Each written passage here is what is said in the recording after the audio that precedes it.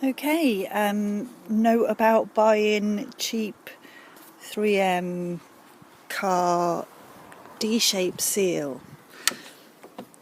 Right, this is the stuff I'm talking about. All proper, well, is it? That proper label stuff? Okay, rubber seems good quality. I've already used one roll of this for the other side of the car, but just about to do this side, and I've noticed going right along the roll I have got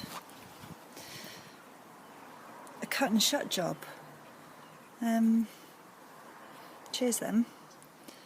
So thankfully that's only, I don't know, what's that, 3 foot from one end, so that's not too bad because that's within the length that I need for this side of the door. But just a warning, watch what you buy cheap.